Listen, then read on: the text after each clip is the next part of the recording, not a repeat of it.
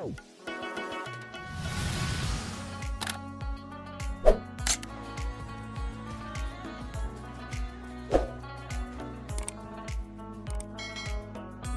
جومات په فیضارزه کې یو سپینګیری بابا ناست دی، دواړه لاس یې لپه کړي، د الله په نامه غواړي، د الله نه یې نه غواړي څوک سوره نه کړي او تیر شي. څوک وایي بل څه کار دې نشته چې د سوال رزق ته ناست جوماتونه خو نور هم شته، چېرته بل جومات ته لاړ شه.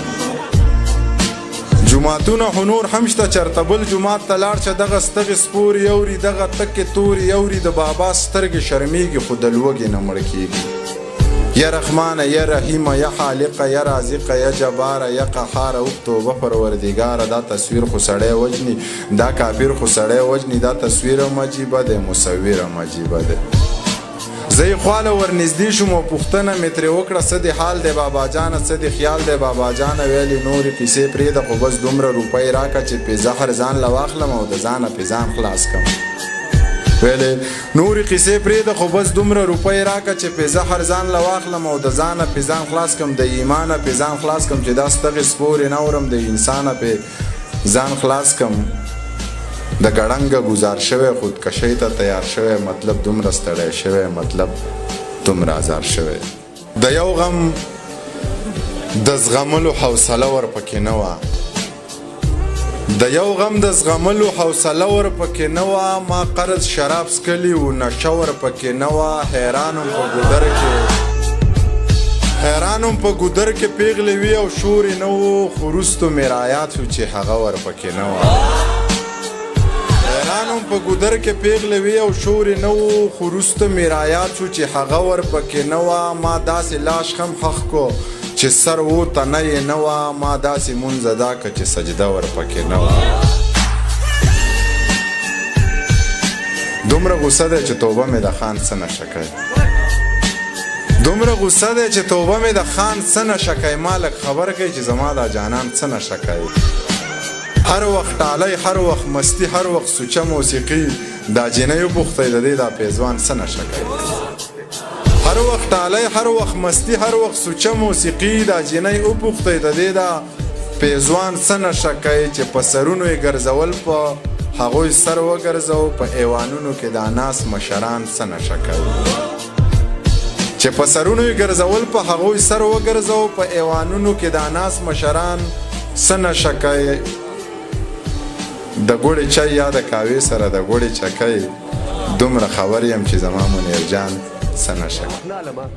سر سے په اجازه سره چې یوه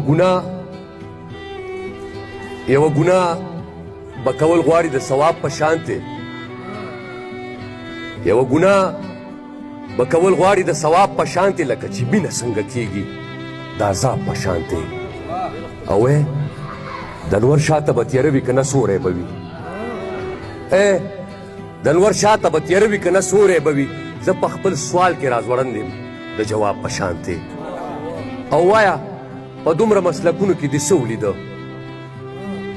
وایه بهتاب صاحب، وایه په دومره مسلکونو کې دې څه ولیده چې د هر تاره دې ټنګ خیجي د مضراب په شانتې.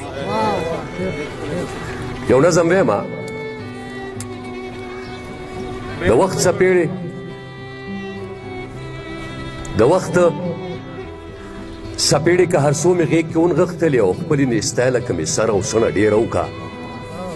بدو حالاتو نه به داسې بې وسایت تېرولم لکه چې څرنګې غنم د جرندې پل نه وځي. ضرورتونو هم بې ځایه رانه جبې وکړې چې چونګ اوړه ونه خورم، لپې لپې خاورې وخورم چې د معذورې لور ارمان نه نیمګړی نه شي. د خپل ویرجن داستان د لنډه کیسه چاته وکړم چې یوه ورځ خپله معذوره لور مې ښار ته بوتله، د دم درود او د سختونو نه واپس چې راتلو، هغې زما د لاس لستوڼی ما نه کلک ونیو. بیا د دمګري نه چې څو قدمه مخکې لاړو، نو په کړي کې ګرمې ګرمې پکوړې پخېدې. لور مې اصرار وکړو چې ما له پکوړې واخله. لور مې اصرار وکړو چې ما له پکوړې واخله. ما پې ځان غلی کړو د ډېرې تنګ دستی د وجې، خو هغه لوږې ونیولې. بیا یې ضد وکړو چې بابا ما له پکوړې واخله. که مې هر څو ورته بانې وکړې ما ورټله، خو د خپل ضد نه غړېده. بیا په سلګو شوه راته هغې په سپورو سپورو شونډو باندې ډېر وویل خو ما زړه کلک کوبانه مې ورته ونیوله چې دغه مخکې بل دوکان کې درله اخلم لورې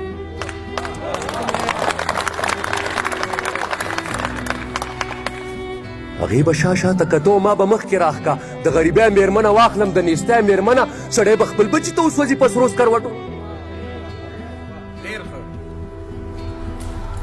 چې د خوراک هوټل به راغلو اقبال صاحب چې د خوراک هوټل به راغلو ما به لور په غېږ کا او سمدستي به مې په مخ ورته څادر واچو ولې چې هر هوټل کې سیخ کباب چرګان ځوړندو او د بېوسی سپي ما پسې په ټوله لار غپېده او بدې ورځې راته لاره چېرته نه پرېښوده له ډېرې ستړې نه مې هم د غېږې نه کوزوله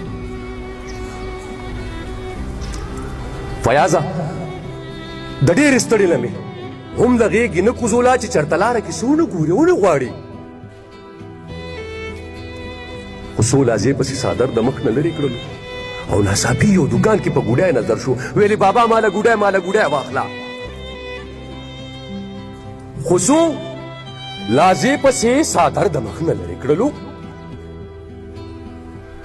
شو لازې پسې څادر د مخ نه لرې کړلو ناڅاپي یو دوکان کې په ګوډی نظر شو ویلې بابا ماله ګوډی واخله که مې هر څو ورته بهانې وکړې ما ورټله خو د خپل ضد نه غړېده بیا په سلګو شوه راته شوه را معلومه چې مې نور دې باندې وس ته رسي شوه را معلومه چې مې نور پې باندې وس نه رسي څو مې سرې ویم څه په چلول مې دي د سترګو چشمې لرې کړلې چشمې مې ځمکې ته خطا کې ما پېخپه کېښوده چې په بازار کې بیا ګوډی ته چېرته ونه ګوري ما د دې بیرې د معذورې لور چشمې ماتې کړي څه اکرام صاحب څه په چلول مې د سترګو چشمې لرې کړلې او چشمې مې ځمکې ته خطا کې ما پېخپه کېښوده چې په بازار کې بیا ګوډی ته چېرته ونه ګوري ما د دې ویرې د معذورې لور چشمې ماتې کړې بیا ما به سر که رانږدې ورته مې ښه وجله چې درله اخلم که نه هغې وړو سلګو کې ویل ګوډی نه اخلم ما له چشمې واخله بابا